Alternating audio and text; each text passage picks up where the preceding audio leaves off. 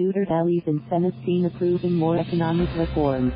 Manila, Philippines. With the majority of the incoming Senate allied to President Rodrigo Duterte, capital economists expect passage of more economic reforms even as the London-based research firm warned of looming dictatorship. The strong performance by Duterte's supporters in the midterm elections should lead to further progress on pushing through economic reforms. However, the results will do little to stop the country's slide towards autocracy, and so slowly for the country's long-term prospects. Capital Economics Asia economist Alex Holmes said in a May 15 report titled Philippines, Elections Go Slowly for Long-Run Outlook. The May 13th election saw opposition candidates shut out of the winning circle of 12 new senators, who will join 12 incumbents with 3 more years remaining in their terms. Of the 24 senators likely to take part in the 18th Congress, only a handful were expected to be critical of the current administration.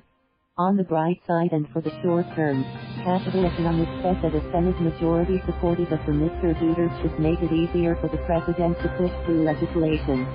The Duterte administration has so far introduced a number of useful economic reforms, and we expect this to continue, Capital Economics noted, particularly citing the tax reform for acceleration and inclusion, train, law and rise tariffication. The first batch of tax measures under the train reforms enacted last year widened the tax base and raised government revenues. This should help to fund the much-needed upgrades to the country's infrastructure, which we have long argued is vital to improving the economy's long-term prospects, it said. Scrapping rice import quotas, which has protected rice farmers, has also brought benefits in the form of lower prices. Opening up the agricultural sector to more competition should help boost productivity over the longer term, it added. As the Duterte administration pursues a total of 7 packages under its comprehensive tax reform program, Capital Economics said the pending second package on corporate income taxation dubbed as the tax reform for attracting better and higher quality opportunities, Trabaho, bill augurs well to attracting more investment. Left square bracket Trabaho right square bracket aims to replace the current system of sprawling tax incentives with a lower corporate tax rate. The current rate is one of the highest in the region.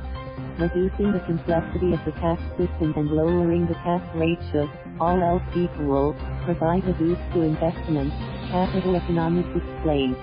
But for the long term, Capital Economics was wary about the extent of President Duterte's further growing influence.